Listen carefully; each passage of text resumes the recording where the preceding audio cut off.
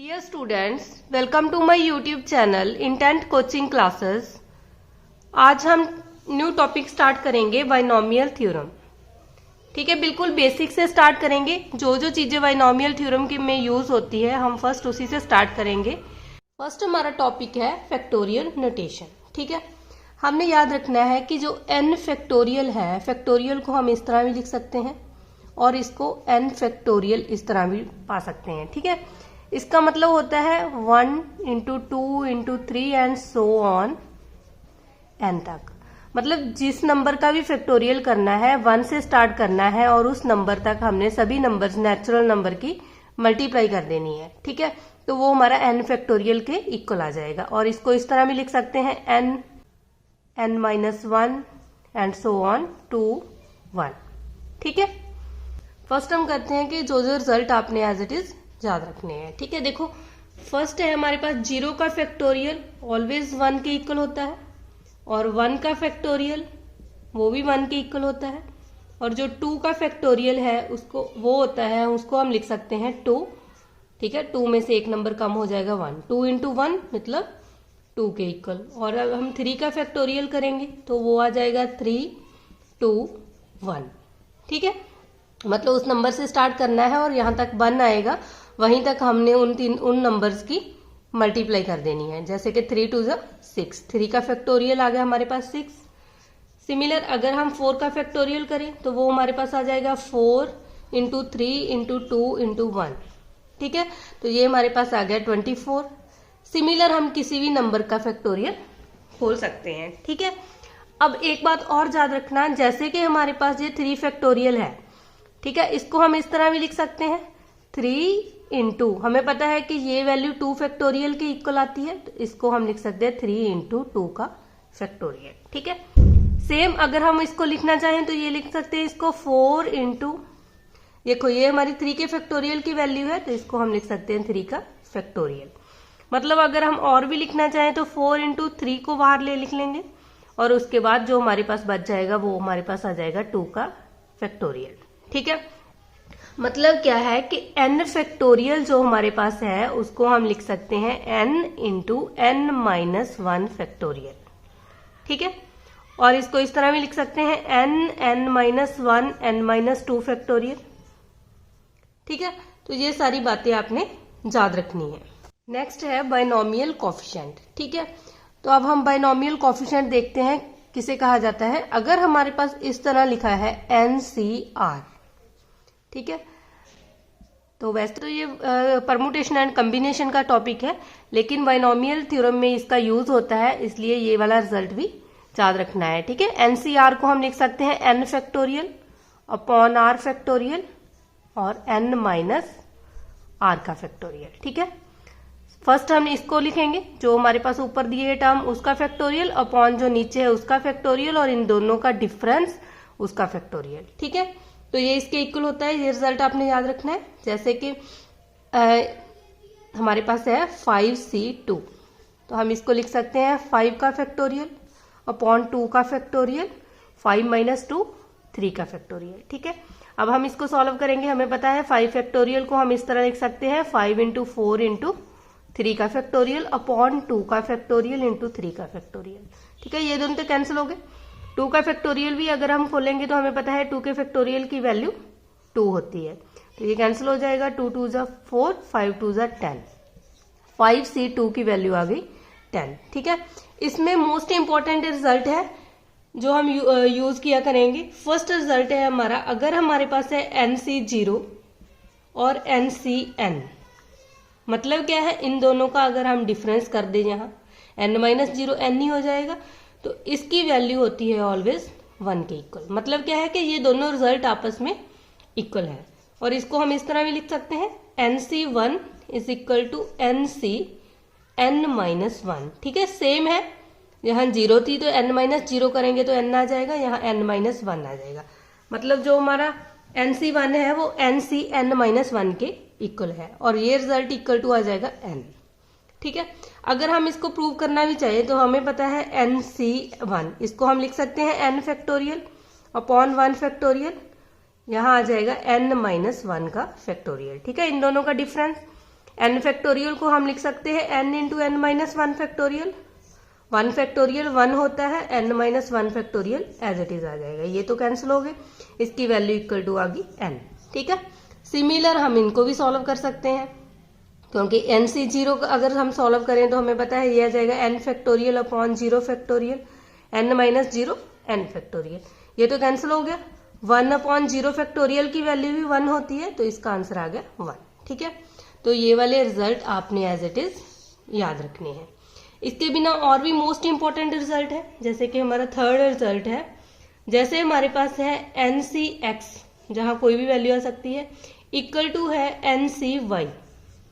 ठीक है, जहां n और n दोनों वो नंबर सेम है और यहाँ हमारे पास डिफरेंट नंबर है। इसका मतलब क्या है कि या तो हमारा जो x और y है वो आपस में इक्वल होंगे, और जहाँ x प्लस y का जो सम है वो n के इक्वल आएगा। ठीक है, जब हम सम करेंगे तभी हम ये शॉर्टकट जो है वो यूज करेंगे। ठीक है, और जो हमारा फोर्थ रिजल्ट है वो हमारे पास है, अगर हमने किया है NCX प्लस NCX प्लस 1। ठीक है, मतलब यहाँ हमारे पास कोई भी टर्म है जहां उसमें 1 ऐड हो रहा है और n और n सेम है। अगर हम इन दोनों को ऐड कर रहे हैं तो ये हमारे पास बन जाएगा n प्लस 1 C, और यहाँ हमारे पास जो बड़ी टर्म है वो आ जाएगी x प्लस 1। ठीक है, r भी लिख सकते हो आप, यहाँ p भी लिख सकते हो, कोई भी नंबर हो सकता है। ठीक है, और हमारा जो फिफ्थ रिजल्ट है सेम है, अगर हमारे पास है NCX प्लस NCX माइनस 1। ठीक है, यहाँ हमने आगे पीछे कर दी, यहाँ भी ये छोटी टर्म है ये बड़ी है, यहाँ भी ये छोटी टर्म है ये बड़ी है, मतलब इसमें 1 ऐड हो रहा है। तो इसको हम किसके इक्वल लिखेंगे, n प्लस 1 C, यहाँ हमारे पास आ जाएगा x, तो ये रिजल्ट इसके इक्वल आ जाएगा। ठीक है, तो ये रिजल्ट आपने एज इट इज याद रखने हैं। नेक्स्ट हमारा टॉपिक है pascal triangle. A French mathematician pascal used N arithmetical triangle. ठीक है, एक जो फ्रेंच के मैथमेटिशियन थे पास्कल, उन्होंने क्या किया था, एक अर्थमेटिकल ट्रायंगल यूज की थी बाइनोमियल कोफिशिएंट को ड्राइव करने के लिए, और बाद में इस ट्रायंगल का नाम पड़ गया पास्कल ट्रायंगल। ठीक है, देखो पास्कल ट्रायंगल क्या थी कि उन्होंने कहा था कि अगर हमारे पास हमने ये रिजल्ट पढ़ा है कि अगर हमारे पास a प्लस बी की पावर 0 है तो उसकी वैल्यू 1 आती है, तो यहाँ उन्होंने 1 लिख लिया। ठीक है, और अगर हम a प्लस बी की पावर 1 करें तो उसकी वैल्यू a प्लस बी आती है, मतलब यहाँ a का कॉफिशिएंट भी 1 है और b का कॉफिशिएंट भी 1 है, तो यहाँ लिख लिया उन्होंने a का कॉफिशिएंट भी 1 है और b का कॉफिशिएंट भी 1 है। अगर हम a प्लस बी का स्क्वायर करें तो हमें पता है ये इक्वल टू होता है a square plus 2ab plus b square.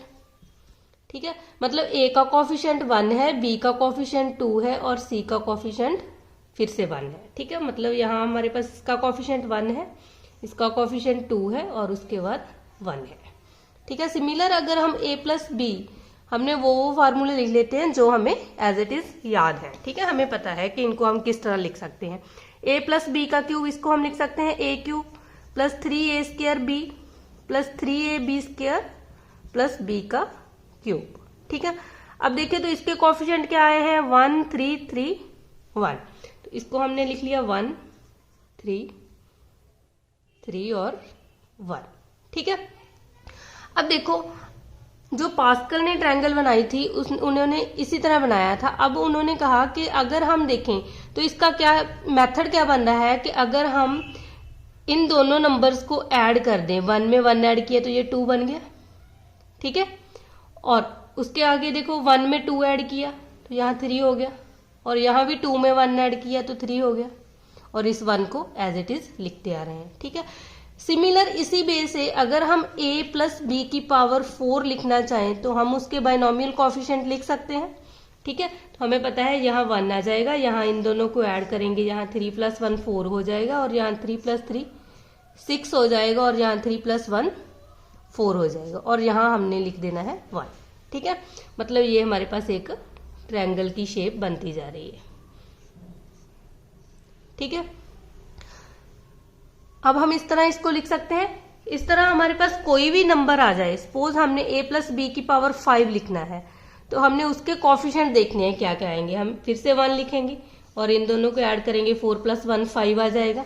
यहाँ 6 + 4 10 हो जाएगा, यहाँ भी 6 + 4 10 हो जाएगा, यहाँ 4 + 1 5 आ जाएगा और यहाँ भी 1 आ जाएगा। ठीक है, तो हम बता सकते हैं कि अगर हम a + b की पावर 5 लिखें तो हमें पता है जो उसके कोफिशिएंट बनेंगे वो फर्स्ट 1 बनेगा, फिर 5, फिर 10, फिर 10, फिर 5, फिर 1। ठीक है, अगर हमारे पास जहाँ छोटी पावर है जैसे n की पावर 4 है, 5 है, 6 है, यहाँ तक तो हम इसको सॉल्व कर लेंगे पास्कल ट्रायंगल की हेल्प से। अगर हमारे पास कोई भी बड़ी पावर आ गई, ठीक है, तो अगर हम जहाँ ट्रायंगल ड्रा करें तो हमें पता है तो हमें कितना पेज चाहिए और कितना टाइम लगेगा। ठीक है, इसीलिए हमने क्या किया है, इसके बाद जो मेथड बना वो हमने कॉम्बिनेशन की हेल्प से ये कोफिशिएंट प्रूव किए। ठीक है, यहाँ कोई भी पावर है तो हम उसके बाइनोमियल कोफिशिएंट फाइंड आउट कर सकते हैं। ठीक है, लेकिन हमने देखा कि अगर हमारे पास बहुत बड़ी पावर आ गई तो ये ट्रायंगल ड्रा करना ही मुश्किल हो जाएगा। ठीक है, तो इसीलिए अगर हम देखें तो ये हमारे पास जो 1 है इसको हम 0 लिख सकते हैं। ठीक है, क्योंकि हमने ये रिजल्ट पढ़ा है कि जो हमारे पास n है उसकी वैल्यू 1 होती है। ठीक है, और यहाँ देखें अगर हमारे पास ये भी 1 है तो इसको हम इस तरह लिख सकते हैं 1c0, nc0 की वैल्यू 1 होती है, और इसको हम इस तरह भी लिख सकते हैं 1c0 भी, और इसको हम लिख सकते हैं, हमें पता है कि 1 को 1c1 भी लिख सकते हैं क्योंकि ncn की वैल्यू 1 होती है। ठीक है, अगर हम यहाँ देखें यह 1 2 1 ये कैसे बना, अगर हम 2c1 फाइंड आउट करें, ठीक है, पहले तो हम 1 चाहिए हमें, अगर हम 2c0 लिखें तो उसका उसको खोलेंगे तो वो 1 के इक्वल आ जाएगा।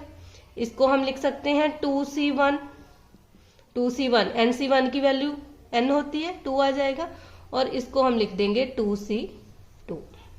ठीक है, तो मतलब क्या है कि अगर हम 2c0 2c1 2c2 ये वाली वैल्यूज लिख लें तो भी हम बाइनोमियल कोफिशिएंट फाइंड आउट कर सकते हैं। ठीक है, और इसको हम लिख सकते हैं जैसे a + b की पावर 3, मतलब n की वैल्यू 3 है जहां, तो इसको हम लिख सकते हैं 3c0, इसको हम लिख सकते हैं 3c1, ये है 3c2 और ये है 3c3।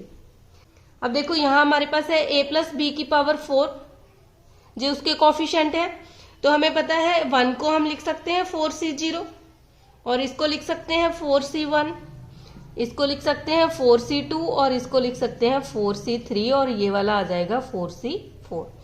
अब देखो इससे हमने क्या जज किया है कि अगर हमारे पास इसकी पावर 4 है, a + b की पावर 4 है, तो हमारा जो फर्स्ट कोफिशिएंट आएगा वो हमने 4c0 से स्टार्ट करना है, और वो कहां तक चलेगा 4c4, मतलब जितनी वो वैल्यू है n तक वहीं तक वो कोफिशिएंट चलता है। अगर हम ठीक है, इसी तरह अगर हम देखें कि अगर हमारे पास a + b की पावर n है, ठीक है, तो हमने उसके कोफिशिएंट फाइंड आउट करने हैं, तो हम उसको लिख सकते हैं nc0 nc1 nc2 and so on ncn। ठीक है, लास्ट पे ये वाला नंबर आ जाएगा ncn, क्योंकि हमने यहाँ देखा है कि हमारे पास जब भी a + b की पावर 2 है तो वहां हमारे पास 2c0 2c1 2c2 से हम ये कोफिशिएंट फाइंड आउट कर सकते हैं।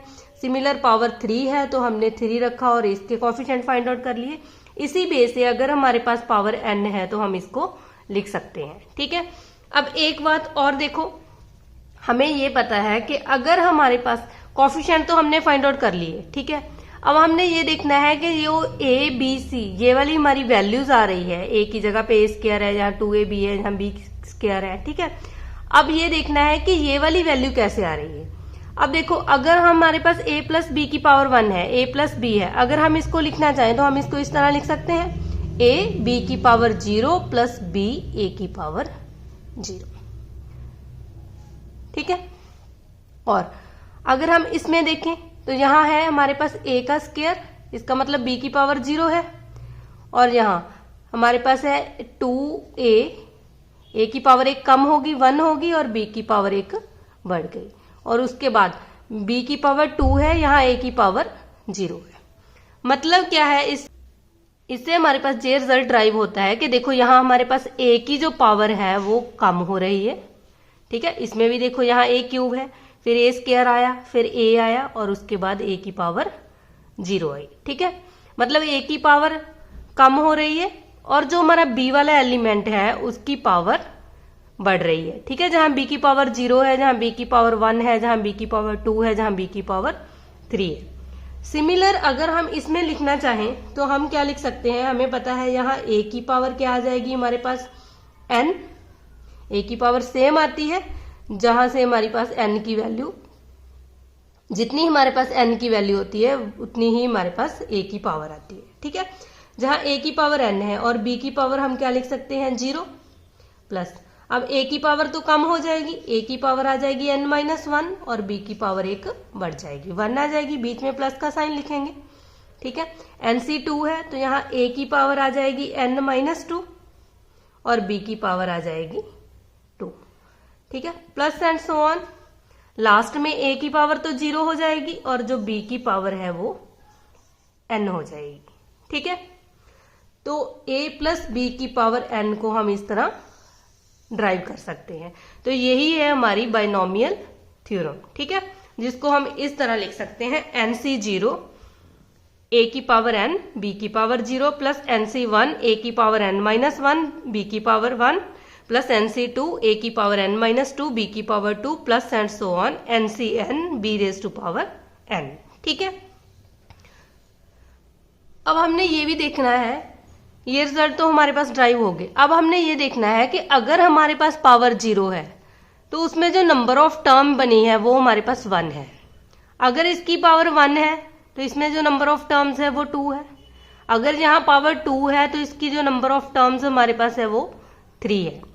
और अगर यहाँ पावर 3 है तो हमारे पास जो नंबर ऑफ टर्म्स है वो 4 है। मतलब यहाँ से हमारे पास क्या रिजल्ट ड्राइव होता है कि अगर हमारे पास a प्लस b की पावर n है तो उसमें जो हमारी नंबर ऑफ टर्म्स आएगी वो एक ज्यादा आएगी, मतलब n प्लस 1 के इक्वल आएगी। ठीक है, तो इसका मतलब ये हमारी a प्लस b की पावर n जो बाइनोमियल है इसमें जो नंबर ऑफ टर्म्स है वो हमारी n प्लस 1 होगी। ठीक है, तो ये है हमारी बाइनोमियल थ्योरम की definition. For natural number n a plus b की power n is equal to nc0 a raise to power n plus nc1 a की power n-1 into b plus nc2 a की power n-2 b square plus and so on ncn b raise to power n। ठीक है, इसमें जो nc0 nc1 nc2 मतलब ये coefficient जो हैं इनको बोला जाता है कि ये बाइनोमियल कोफिशिएंट है। ठीक है, और इनको इस तरह भी लिखा जाता है c0 c1 c2 and so on cn। ठीक है, ये है हमारे यार binomial coefficient.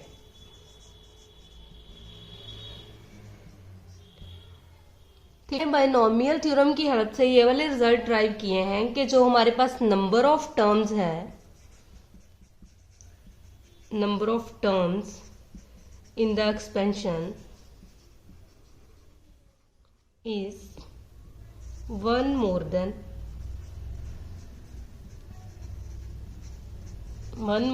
the index n। ठीक है, मतलब जो हमारे पास नंबर ऑफ टर्म्स है वो जितना हमारा इंडेक्स है, जितनी पावर है n उससे एक ज्यादा होगी। फर्स्ट रिजल्ट ये ड्राइव किया है। सेकंड हमने क्या पढ़ा था कि जो हमारे पास a की पावर है वो डिक्रीज हो रही है। ठीक है, हमने देखा ना इसमें जो a की पावर है, जो हमारा फर्स्ट नंबर है, इसको हम कुछ भी x से भी डिफाइन कर सकते हैं और a b जो भी नंबर लिखें, जो हमारा फर्स्ट नंबर है उसकी पावर हमारे पास डिक्रीज हो रही है। ठीक है, तो हम लिख सकते हैं power of a goes on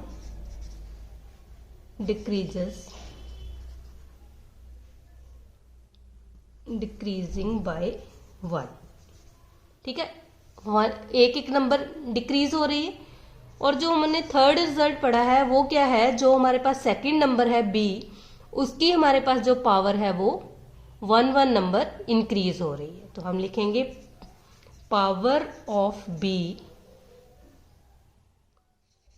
goes on increasing by 1। ठीक है, और फोर्थ रिजल्ट हमारे पास क्या है कि अगर हम a और b की पावर्स को ऐड कर दें तो वो ऑलवेज इक्वल टू n के बनेगा। देखो यहाँ हमारे पास b की पावर 0 है जीरो में n को ऐड करेंगे n आ गया, यहाँ b की पावर 1 है, n माइनस 1 प्लस 1 करेंगे तो ये भी n के इक्वल आ गया, और इसमें भी 2 और 2 तो कैंसिल हो गए, ये n के इक्वल आ गया, और यहाँ भी जो पावर है b की वो n के इक्वल आ गई। ठीक है, तो यहाँ से हमारे पास ये वाला रिजल्ट बनता है कि इसमें जो हमारे पास सम ऑफ पावर्स है a और b का वो ऑलवेज इक्वल टू n आता है। ठीक है, तो हम इसको लिख सकते हैं sum of power of a and b और ऑलवेज इक्वल टू n। ठीक है, बाइनोमियल थ्योरम से हमने ये 4 मोस्ट इंपॉर्टेंट रिजल्ट ड्राइव किए हैं। ठीक है, एक बात और है, हमने ये बात भी याद रखनी है, हमने ये पढ़ा है कि जो हमारा रिजल्ट है NC0 और NCN, ठीक है, इन दोनों की वैल्यू आपस में इक्वल है, और अगर हम NC1 लिखते हैं तो NCN-1 इसकी वैल्यू भी आपस में इक्वल है। ठीक है, तो इसका मतलब जो हमारी बाइनोमियल का फर्स्ट कोफिशिएंट है और जो लास्ट कोफिशिएंट है, इनकी वैल्यू जो है वो ऑलवेज इक्वल आएगी। ठीक है, सिमिलर इसकी सेकंड टर्म है और इसकी सेकंड लास्ट टर्म जो होगी उन दोनों की वैल्यू भी इक्वल होगी। सिमिलर इसकी जो थर्ड टर्म है और वहां हमारी थर्ड जो लास्ट टर्म होगी उसके कोफिशिएंट की वैल्यू भी आपस में इक्वल आएगी। ठीक है, ये रिजल्ट भी याद रखना है। नेक्स्ट है, अगर हमने इस एक्सपेंशन को लिखना है a माइनस बी की पावर n, ठीक है, तो हमें पता हम इसको इस तरह लिख सकते हैं a प्लस माइनस बी की पावर n। अब जब हम इसकी एक्सपेंशन खोलेंगे तो हमें पता है a प्लस बी की पावर n, ये हमारे पास होता है NC0। ठीक है, जो a है उसकी पावर n और जो b है उसकी पावर 0। ठीक है, प्लस NC1 a की पावर आ जाएगी n माइनस 1 और जो b है उसकी पावर आ जाएगी 1, प्लस NC2 a की पावर n माइनस 2 और b की power 2। Similar plus and so on, last term क्या बनेगी NCN a की पावर 0 और जो b है उसकी पावर आ जाएगी हमारे पास n। ठीक है, अब देखो इसको हम इस तरह लिख सकते हैं, ये तो हमें पता है NC0 a की पावर n, b की पावर किसी भी अक्षर की नॉन जीरो नंबर की पावर अगर 0 आती है तो उसका आंसर ऑलवेज 1 आता है, तो ये तो 1 हो जाएगा। और यहाँ हमारे पास देखो यहाँ प्लस है और माइनस बी की पावर 1, तो माइनस बी आएगा, और यहाँ हम लिख सकते हैं प्लस माइनस माइनस, यहाँ आ जाएगा माइनस के NC1 a की पावर n माइनस 1 और b। और यहाँ देखो हमें पता है माइनस बी का स्क्वायर करेंगे तो वो प्लस हो जाएगा माइनस का स्क्वायर, यहाँ आ जाएगा NC2 a की पावर n माइनस 2 b की पावर 2। ठीक है, अगर हम नेक्स्ट टर्म भी लिखें तो वो हमारे पास आ जाएगा माइनस का साइन आ जाएगा, क्योंकि यहाँ हमारे पास आ जाएगा NC3 a की पावर n माइनस 3 और माइनस b की पावर 3। ठीक है, एंड सो ऑन, इस तरह भी लिख सकते हैं। और यहाँ माइनस आएगा NC3 a की पावर n माइनस 3 और b की पावर 3। ठीक है, प्लस एंड सो ऑन। अब हमें ये नहीं पता कि ये n हमारा क्या है, अगर तो हमें पता है कि n इवन नंबर है तो ये पॉजिटिव हो जाएगा, और अगर n ऑड नंबर है तो ये नेगेटिव साइन आ जाएगा। ठीक है, तो इसको हम लिख सकते हैं -1 की पावर n हम कॉमन ले लेंगे, और यहाँ से आ जाएगा NCN a की पावर 0 तो 1 ही हो गया और b की पावर n। ठीक है, मतलब अगर हमारे पास यहाँ माइनस का साइन है तो हमारे पास अल्टरनेटिव साइन चलते हैं, फर्स्ट टर्म पॉजिटिव है, फिर नेगेटिव, फिर पॉजिटिव, फिर नेगेटिव, फिर पॉजिटिव नेगेटिव। ठीक है, इसी तरह ये वाला फार्मूला इसके इक्वल आ जाएगा। नेक्स्ट हमने ये पढ़ा है कि a प्लस बी की पावर n है, एक्सपेंशन को इस तरह खोल सकते हैं कि NC0 a की power n plus NC1 a की power n minus 1 into B and so on. ठीक है, और a माइनस बी किया तो हमें पता है इसमें अल्टरनेटिव साइन आएंगे, फर्स्ट प्लस का आएगा, फिर माइनस, फिर प्लस, फिर माइनस। ठीक है, सिमिलर इस तरह चलता रहेगा। अगर हमारे पास इस टाइप का सम आता है कि हमने a प्लस बी की पावर n में प्लस करना है a माइनस बी की पावर n। ठीक है, अगर हम इन दोनों को ऐड करें, हमें पता है कि ये नेगेटिव और पॉजिटिव ये तो कैंसिल हो जाएगा, इन दोनों को ऐड करेंगे तो ये हमारे पास 2 आ जाएगा, 2 टर्म्स बनेगी, तो 2 को कॉमन लिखेंगे, ये हमारे पास आ जाएगा NC0 a की power n plus NC2 a की पावर n माइनस 2 b का स्क्वायर प्लस NC4 a की पावर n माइनस 4 b की पावर 4।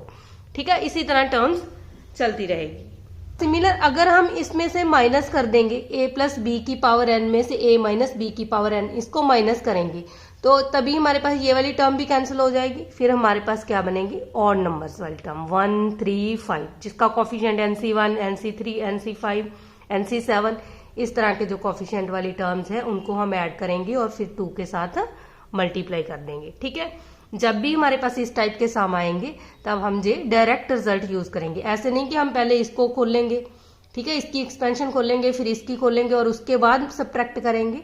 ठीक है, उस तरह नहीं करेंगे, वो बहुत लेंथी चला जाएगा। हम डायरेक्टली ये वाला मेथड यूज करेंगे। ठीक है, तो बस ये बात याद रखनी है, जब साइन माइनस का है तो हमने 1 से स्टार्ट करना है, NC1 से, फिर NC3 वाली टर्म आएगी, फिर 5 वाली। ठीक है, सिमिलर।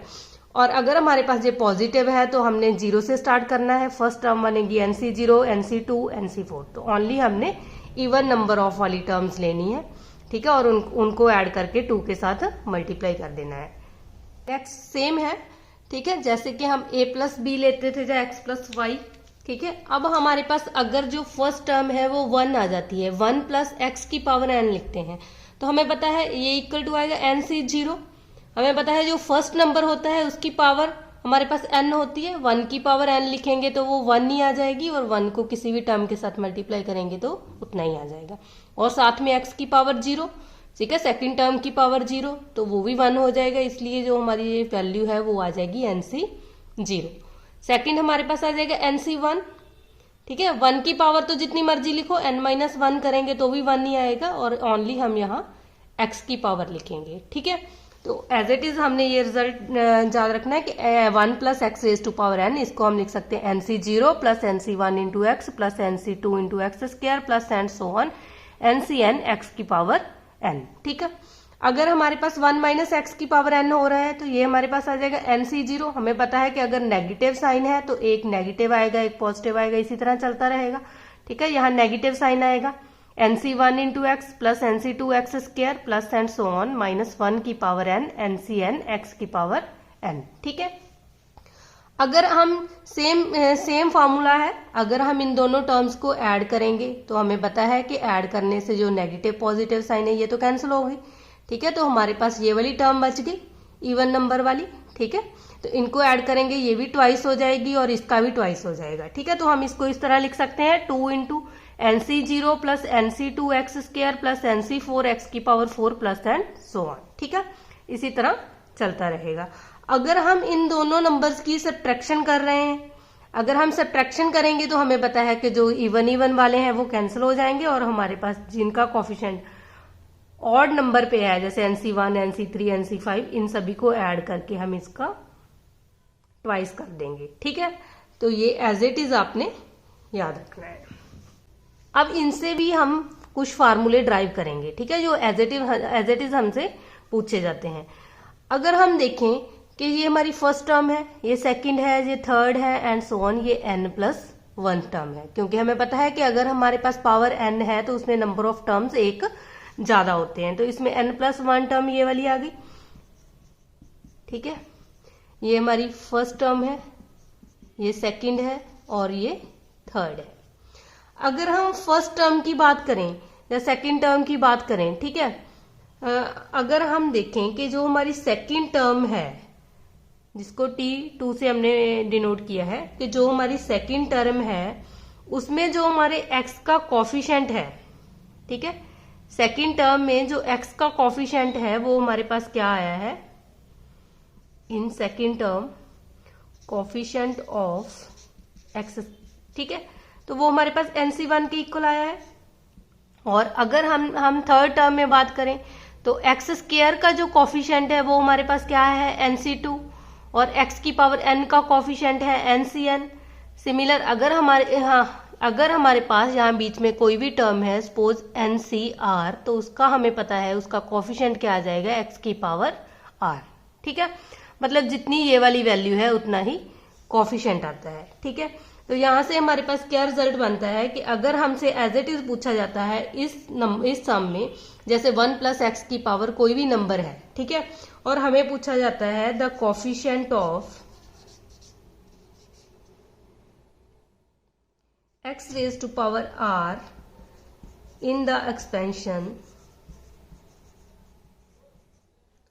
1 प्लस एक्स की पावर n इज, ठीक है।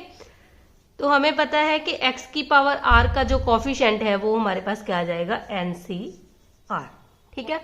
मतलब अगर हमसे पूछा जाएगा कि x की पावर 5 का कॉफिशेंट क्या आएगा इस टर्म में 1 प्लस एक्स की पावर n में, ठीक है, तो हम बता देंगे कि उसका जो कॉफिशेंट आएगा वो NC5 ही आएगा, ठीक है।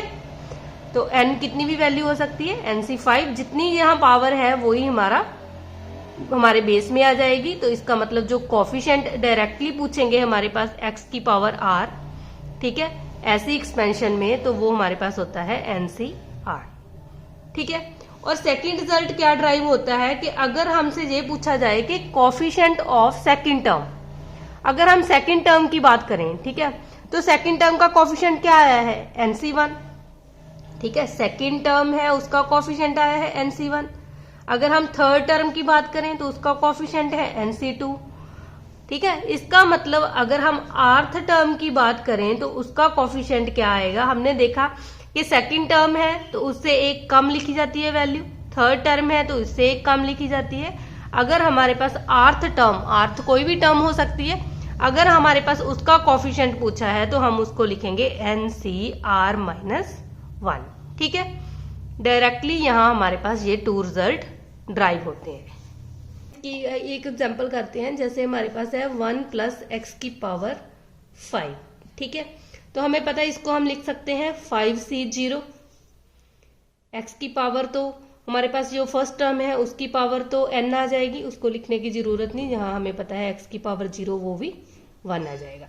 और इसका नेक्स्ट लिखेंगे हम 5C1 और x आ जाएगा प्लस 5C2 एक्स का square plus 5C3 x cube plus 5C4 x की पावर 4, और कहां तक जाना है 5C5 तक, ठीक है, और x की पावर 5, ठीक है।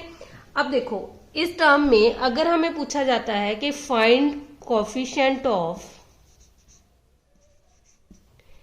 X square in expansion 1 plus X की पावर 5, ठीक है। तो हमें डायरेक्टली, हमने अभी रिजल्ट ये भी पढ़ा है कि अगर हमारे पास x की पावर r कोई भी नंबर है और हमारे पास जो है वैल्यू दी है 1 प्लस एक्स की पावर n, उसमें से हमने एक्स स्क्वायर का, x की पावर r का जो कॉफिशिएंट फाइंड आउट करना है वो हमारे पास होता है NCR।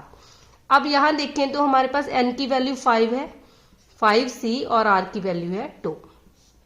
अब देखो इसमें एक्स स्क्वायर का कॉफिशिएंट बन गया 5C2, तो सेम हमने ये वाला रिजल्ट याद रखना है, ठीक है। यही बताया था कि x की पावर r का जो कॉफिशिएंट है 1 प्लस एक्स की पावर n में, वो हमारे पास NCR के इक्वल होता है, ठीक है। अगर हमें पूछा जाता है कि फाइंड कॉफिशिएंट ऑफ, ये हम दोबारा से एक बार रिवाइज कर रहे हैं, ठीक है, क्योंकि ऐसे सम हमारे पेपर में आते हैं और हमें पूछा जाता है कि फाइंड कॉफिशिएंट ऑफ आर्थ term in the expansion of 1 plus X की पावर n, ठीक है। अगर आर्थ टर्म का कॉफिशिएंट पूछा जाता है तो वो हमारे पास होगा NCR-1, ठीक है। सिमिलर अगर हम इस सम में बात करें तो अगर हमें पूछा जाएगा कि फोर्थ टर्म का कॉफिशिएंट क्या होगा, ठीक है, तो फोर्थ टर्म का कॉफिशिएंट हमें पता चल गया, इसमें n की वैल्यू 5 है, 5C। अगर फोर्थ टर्म की बात की है तो हमें पता है उसमें से 1 को माइनस करेंगे तो वो हमारे पास कॉम्बिनेशन आ जाएगा, तो यहाँ आ जाएगा 5C3। तो अब देखो ये फर्स्ट टर्म है, ये सेकंड है, ये थर्ड है, ये फोर्थ, तो इसका मतलब जो फोर्थ टर्म का कॉफिशिएंट है वो 5C3 है, ठीक है। अगर हमारे पास x की पावर की बात करते हैं तो वो सेम आता है जितनी हमारे पास पावर होती है ना, ठीक है। उसी तरह हम उसको लिख सकते हैं, वो NCR होता है और ये NCR-1 के इक्वल होता है। अब देखो हम नेक्स्ट देखते हैं, ये तो हमने किया था पॉजिटिव टर्म्स के लिए ना, अगर हमारे पास a प्लस बी की पावर 3, 4 इस तरह लिखा था। अगर हम ये वाला फॉर्मूला लिखें a माइनस बी का स्क्वायर, तो हमें पता है ये इक्वल टू होता है a square minus 2ab minus B square की, ठीक है। और अगर a माइनस बी का क्यूब लिखें तो ये हमें पता है किसके इक्वल होता है a cube minus 3a square b, फिर प्लस का साइन 3ab स्क्वायर और माइनस के बी क्यूब। ठीक है, ये इसके इक्वल होता है। और अगर हम देखें a माइनस बी की पावर 4, हमने पढ़ा था कि अगर नेगेटिव साइन आता है बीच में तो एक पॉजिटिव साइन आता है, फिर नेगेटिव, फिर पॉजिटिव, फिर नेगेटिव। ठीक है, इसी तरह चलता है। अगर a माइनस बी की पावर 4 करें, ठीक है, अगर हमें इसका फार्मूला नहीं आता तो अब हम बाइनोमियल की हेल्प से तो लिख सकते हैं। हमें पता है कि जो हमारे फर्स्ट टर्म है वो आ जाएगी a की पावर 4। ठीक है, उसके बाद जो कॉफिशिएंट आएगा वो हमारे पास होता है माइनस के 4 a की पावर 3 b, फिर प्लस 6 a का स्क्वायर b का स्क्वायर माइनस 4 a b की क्यूब और प्लस b की पावर 4। ठीक है, मतलब a की पावर कम होती जाएगी और b की पावर बढ़ती जाएगी और जो साइन है वो अल्टरनेटिव आई जाएंगी। ठीक है, इस तरह हम किसी भी नंबर को ड्राइव कर सकते हैं। अब तो हमने बाइनोमियल खोलना सीख ही लिया है तो हम इसको लिख सकते हैं। ठीक है, अब हमने क्या देखना है कि हमने ये, अब हम यहाँ प्लस आएगा। ठीक है, अब हमने ये देखना है कि अगर हमारे पास a माइनस बी की पावर 2, मतलब हमें पता है कि अगर इसकी पावर 2 है तो इसमें जो नंबर ऑफ टर्म्स है वो हमारे पास कितनी है, 3। ठीक है, अगर कोई पूछे कि इस फॉर्मूले में हमारे पास नंबर ऑफ टर्म्स कितनी है तो हमें पता है कि अगर n की वैल्यू 2 है तो नंबर ऑफ टर्म्स 3 होगी। ठीक है, अगर ये पूछा जाए कि इसमें पॉजिटिव टर्म्स कितनी है, जिसके आगे पॉजिटिव साइन है वो कितनी टर्म्स है। अब देखो इसमें जो पॉजिटिव साइन वाली टर्म्स है वो कितनी है, वो 2 है, और जो नेगेटिव साइन वाली टर्म है वो कितनी है, वो 1 है। टोटल नंबर ऑफ टर्म्स 3 है हमारे पास, पॉजिटिव साइन वाली 2 टर्म्स है और नेगेटिव साइन वाली 1 टर्म है। अब इसकी बात करें तो इसमें हमें पता है कि इसमें नंबर ऑफ टर्म्स कितनी है, वो तो अब हमें पता ही चल गया कि इसमें जो नंबर ऑफ टर्म्स है, अगर n की वैल्यू हमारे पास 3 है तो नंबर ऑफ टर्म्स 4 होगी। ठीक है, अगर हम पॉजिटिव की बात करें तो इसमें पॉजिटिव साइन वाली कितनी टर्म्स है, 1 2, तो वो हमारे पास 2 है। और अगर हम नेगेटिव साइन वाली टर्म देखें तो वो भी कितनी है, 2 है। ठीक है, अब हम इसमें देखें a माइनस बी की पावर 4 में हमें पता है इसमें जो नंबर ऑफ टर्म्स है वो हमारे पास 5 है।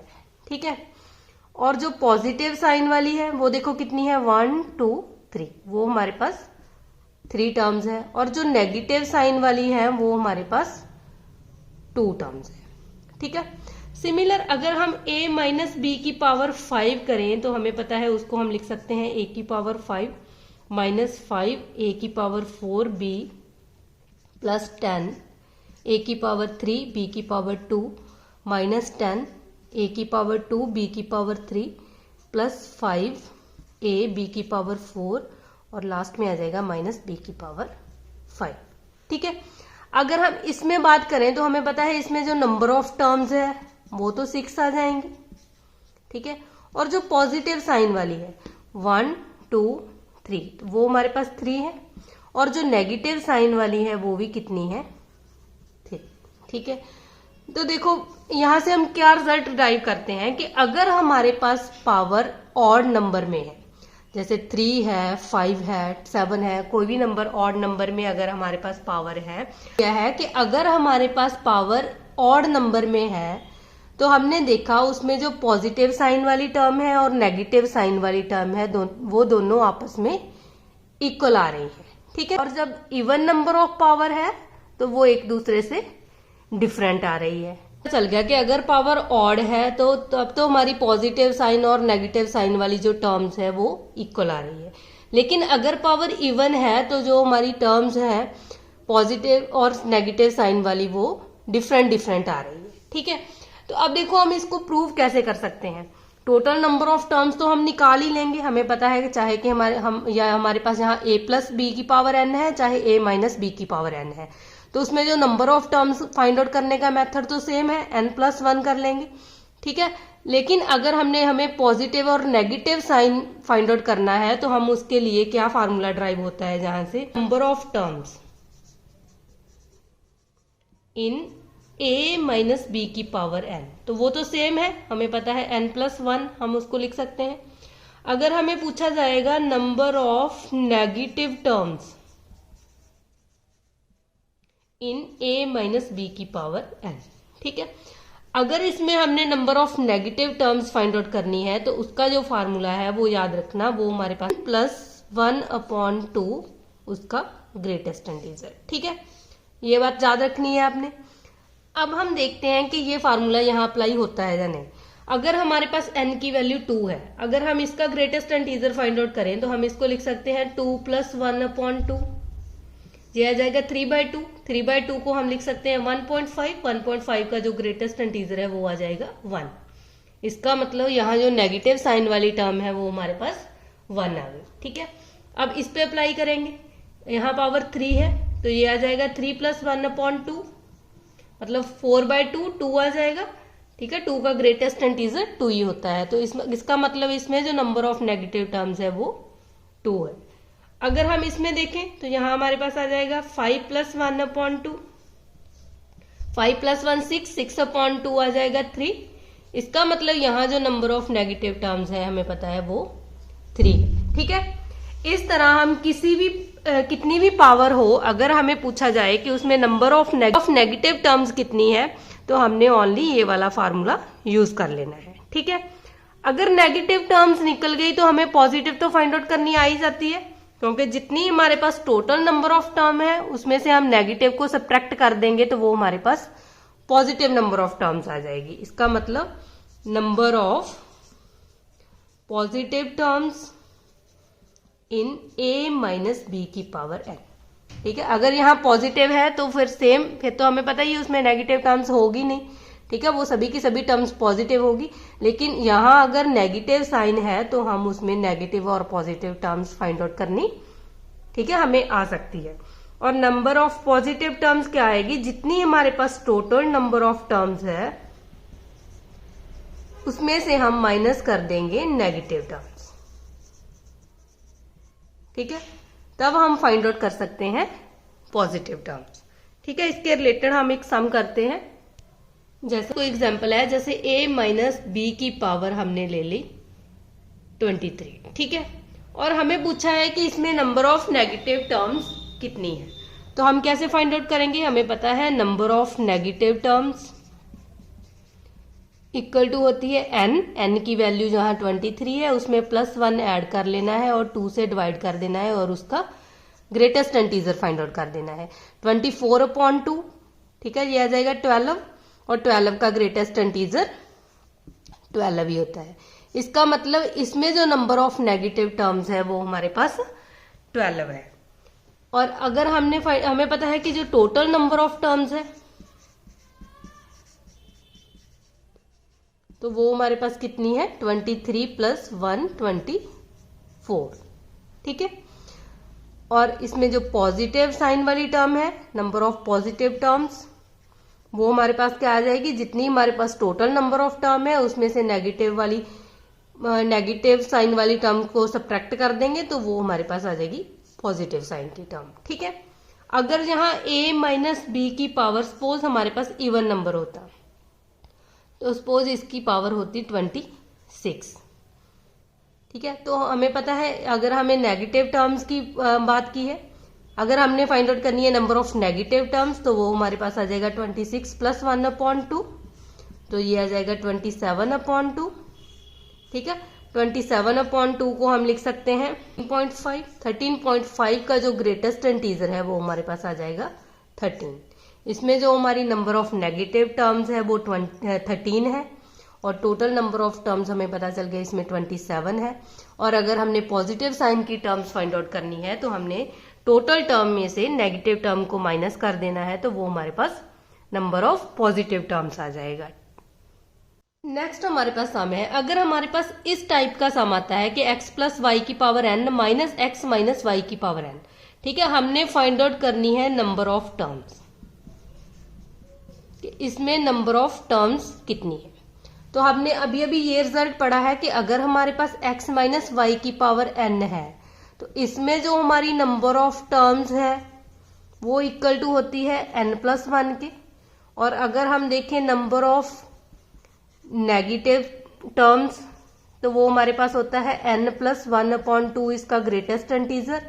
ठीक है, और नंबर ऑफ पॉजिटिव टर्म्स तो वो हमारे पास होता है n+1 जितनी टोटल टर्म्स है उसमें से हमने नेगेटिव टर्म को सब्ट्रैक्ट कर देना है, तो हमारे पास आ जाएगी पॉजिटिव टर्म्स। ठीक है, अब इस फार्मूले में अगर हमने number of terms find out करनी है तो याद रखना, अगर यहाँ नेगेटिव साइन है तो जो जितनी नंबर ऑफ नेगेटिव टर्म्स इस सम में आती है वही इसकी नंबर ऑफ टर्म्स बन जाएगी। ठीक है, इसका मतलब इसमें जो नंबर ऑफ टर्म्स है सेम फार्मूला है वो इक्वल टू आ जाएगा n+1/2 का ग्रेटेस्ट इंटीजर। ठीक है, मतलब ये वाला फार्मूला याद रखना है कि number of negative term find out करने का, जितनी नंबर ऑफ नेगेटिव टर्म्स है वो इस सम की हमारे पास टोटल नंबर ऑफ टर्म्स आ जाएगी। ठीक है, अगर यहाँ हमारे पास x+y⁴n और यहाँ भी पॉजिटिव साइन आ गया x-y⁴n। ठीक है, इस तरह यहाँ बीच में अगर प्लस का साइन है और हमें पूछा है कि इसमें नंबर ऑफ टर्म्स कितनी है, तो हमने क्या करना है, इसमें जो पॉजिटिव टर्म वाला फार्मूला इसमें यूज होता है वही फार्मूला हम इसमें फाइंड आउट करेंगे number of terms find out करने के लिए। ठीक है, तो इसमें जो नंबर ऑफ टर्म्स होगी अगर यहाँ पॉजिटिव साइन है तो वो n+1 माइनस n+1/2 का ग्रेटेस्ट इंटीजर। ठीक है, इसके इक्वल आएगी। मोस्ट इंपॉर्टेंट फार्मूले हैं। ठीक है, इसके रिलेटेड हमें नंबर ऑफ टर्म्स का सम आता ही आता है। जैसे हमारे पास एक एग्जांपल है, सपोज हमारे पास आ गया x+y इसकी पावर आ गई 15 माइनस x-y इसकी पावर भी है 15। ठीक है, हमें पूछा है कि इसमें नंबर ऑफ टर्म्स कितनी है। हमने ओनली क्या देखना है कि अगर दो नंबर्स यहाँ ऐड हो रहे हैं और यहाँ माइनस हो रही है, पावर सेम है और यहाँ हमारे पास नेगेटिव साइन है, तो हमने इसमें जो नंबर ऑफ टर्म्स हमारी बनेगी वो आ जाएगी 15 + 1/2 उसका ग्रेटेस्ट इंटीजर। 15 + 1 16, 16 को 2 से डिवाइड करेंगे तो वो 8 आ जाएगा। 8 का ग्रेटेस्ट इंटीजर 8 ही होता है। इसका मतलब इस सम में जो हमारी नंबर ऑफ टर्म्स आएगी वो 8 आएगी। ठीक है, क्योंकि हमें पता है कि जब हम इस एक्सपेंशन को खोलेंगे तो जो नेगेटिव पॉजिटिव साइन है वो कट जाएंगी वो वाली टर्म्स। ठीक है, ओनली हमारे पास 8 टर्म्स ही बचेगी। अगर आप इसको ड्राइव करके भी देखना चाहते हो तो ड्राइव करके भी देख सकते हो। देखते हैं नंबर ऑफ टर्म्स हमें किस तरह और भी फाइंड आउट करनी आ सकती है। अगर हमारे पास इस टाइप का सम है कि हमारे पास कोई भी डिफरेंट टर्म्स है और वो ऐड हो रही है, कितनी भी टर्म्स हो सकती है, सपोज k टर्म्स तक है। ठीक है, और उसकी पावर है n। हमने फाइंड आउट करना है कि इसमें नंबर ऑफ टर्म्स कितनी है। ठीक है, तो इस तरह का जो सम है उसका जो फार्मूला है नंबर ऑफ टर्म्स को फाइंड आउट करने का वो हमारे पास है n प्लस जितनी नंबर ऑफ टर्म्स है, यहाँ k है k। ठीक है, माइनस कर देना है 1 और यहाँ आ जाएगा कॉम्बिनेशन में आ जाएगा ये वाली टर्म k-1। ठीक है, तो ये फार्मूला याद रखना है। और एक बात ये भी याद रखनी है कि ये जो टर्म्स है वो डिफरेंट होनी चाहिए। ऐसा नहीं कि वो सेम टाइप की हो, सेम वेरिएबल की टर्म नहीं होनी चाहिए, वो डिफरेंट वेरिएबल की टर्म होनी चाहिए। जैसे हमारे पास है x+y+z इसकी पावर हमारे पास आ गया 3। ठीक है, तो अब देखो हमारे पास जो नंबर ऑफ टर्म्स है वो कैसे बनेगा, 3 प्लस यहाँ भी नंबर ऑफ टर्म्स भी कितनी है, 3 है, उसमें से 1 को माइनस करेंगे तो यहाँ भी हमारे पास आ जाएगा 3 - 1। तो ये होगा 3 + 3 6, 6 में से 1 को माइनस करेंगे तो ये आ गया 5C2। ठीक है, तो 5C2 का जब हम कॉम्बिनेशन खोलेंगे तो वो हमारे पास आ जाएगा 5 फैक्टोरियल अपॉन 2 फैक्टोरियल, 5 - 2 आ जाएगा 3 फैक्टोरियल। ठीक है, तो हमें पता है इसकी वैल्यू हमारे पास 10 आती है। 5C2 10 के इक्वल होता है। इसका मतलब इसमें जो हमारी नंबर ऑफ टर्म्स है वो 10 टर्म्स बनेगी।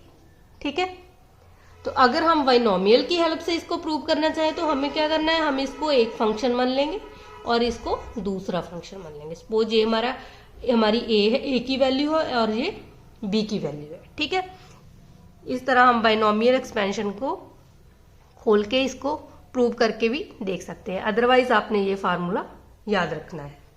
जैसे कि अगर हमारे पास ये वाली टर्म है 1 + x + y इसकी पावर है 4। ठीक है, तो हम इसको भी कैसे लिख सकते हैं, 4 + 3 - 1, जितनी टर्म है उसको माइनस प्लस कर देना है और -1 कर देना है अपॉन भी 3 - 1। ठीक है, मतलब 6C2 के इक्वल आ जाएगी इसकी नंबर ऑफ टर्म्स। अगर इस तरह का सम है x² माइनस के 2x + 1 और इसकी पावर है 5।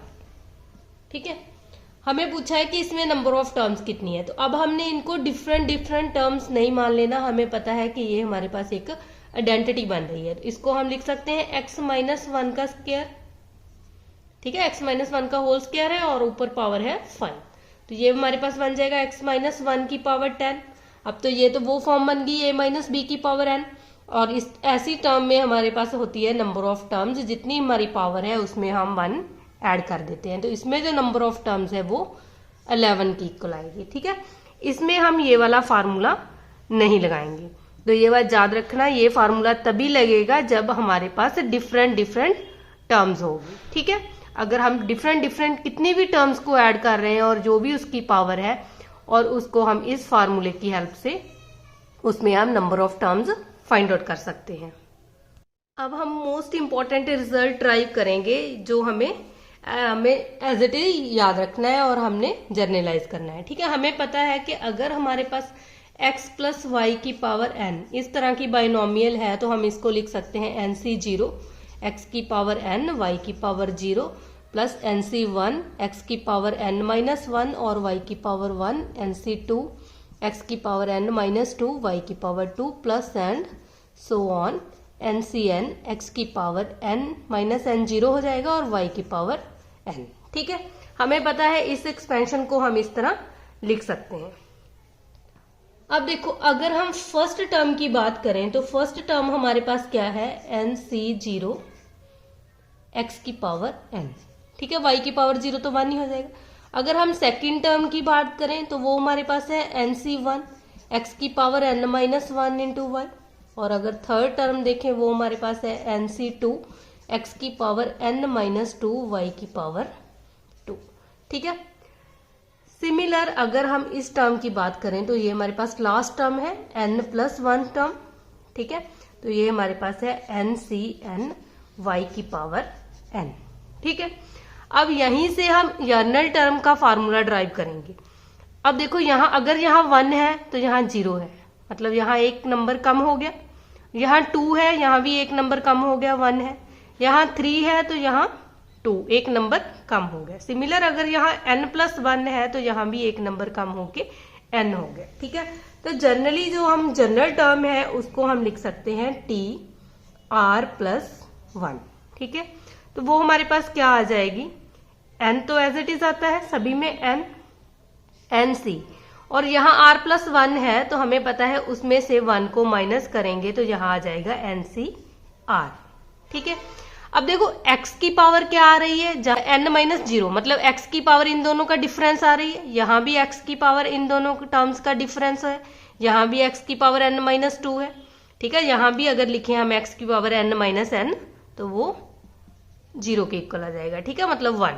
तो इसका मतलब जो हमारा x है वो इन दोनों का डिफरेंस आ जाएगा, x की पावर आ जाएगी n - r, और y की पावर देखो, यहाँ y की पावर 0 है, यहाँ y की पावर 1 है, जहाँ y की पावर 2 है। ठीक है, मतलब क्या है, जितनी हमारी यहाँ जो वैल्यू यहाँ है, जो हमारी r यहाँ y की पावर है वो इससे एक कम है, मतलब वो इसके इक्वल है। यहाँ 2 है तो यहाँ भी 2 है, यहाँ n है तो यहाँ भी n है। इसका मतलब जो y है उसकी पावर हमारी क्या आ जाएगी, r के इक्वल।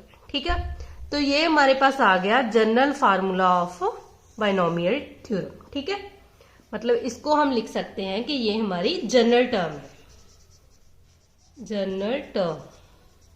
तो जनरली हम इस general term of binomial theorem उसको हम इस तरह डिनोट करेंगे, TR + 1 is equal to NCR x की पावर n - r y की पावर r।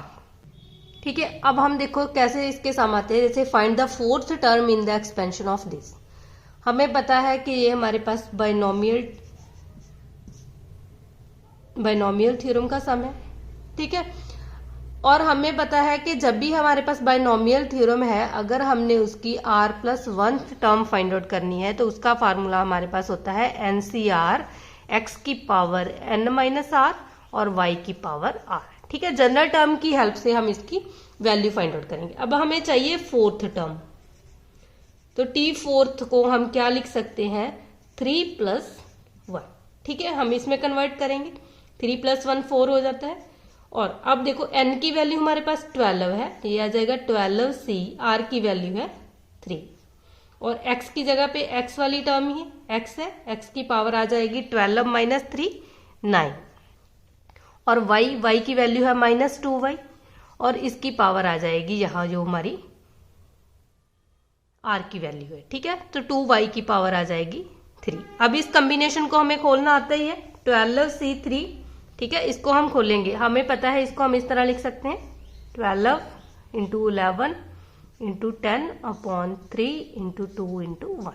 ठीक है, तो ये रिजल्ट याद रखना। NCR को हमने ये फार्मूला पढ़ा था, n⁴r⁴ × n-r⁴। ठीक है, मतलब अगर हमारे पास NC2 है तो उसको हम लिखेंगे n⁴, 2⁴, n-2⁴। ठीक है, और इसको हम इस तरह भी लिख सकते हैं, n-1/2 × 1। ठीक है, जो ये नंबर है उतनी टर्म्स ऊपर आ जाएगी अपॉन इसका फैक्टोरियल। सिमिलर अगर हमने NC3 लिखना है तो हम इसको लिख सकते हैं n-1 n-2। ठीक है, 3 नंबर तक लिखना है, अपॉन में आ जाएगा 3 2 1। ठीक है, सेम हमने इसमें लिखना है, यहाँ 12c3 है, अगर यहाँ 3 है तो यहाँ 3 नंबर तक टर्म्स आएगी, पहले 12 फिर उससे कम कर देंगे 11 में से 1 कम कर देंगे 10, अपॉन में 3 2 1, इसको 1 तक लिखना है। ठीक है, x की पावर 9 -2 की पावर 3 × y की पावर 3। ठीक है, इसको हम कैंसिल कर देंगे, 3 4 = 12, 2 2 = 4। ठीक है, ठीक है, यहाँ से हमारे पास बन गया 11 2 = 22, 22 को 10 के साथ मल्टीप्लाई करेंगे तो 220 और 2 की पावर 3 वो 8 हो जाएगा और माइनस का साइन आगे आ जाएगा, साथ आ जाएगा x की पावर 9 y की पावर 3। ठीक है, 220 को 8 के साथ मल्टीप्लाई करेंगे तो ये हमारा आ गया -1760, x की पावर 9 y की पावर 3। ठीक है, तो इस तरह हम इसको सॉल्व कर सकते हैं। ठीक है, तो आज के लिए हम इतना ही करेंगे। अगर आपको मेरी वीडियो पसंद आई है तो लाइक करना और अपने फ्रेंड्स के साथ शेयर भी करना। अगर आप मेरे चैनल पे नए आए हो तो चैनल को सब्सक्राइब करना मत भूलना।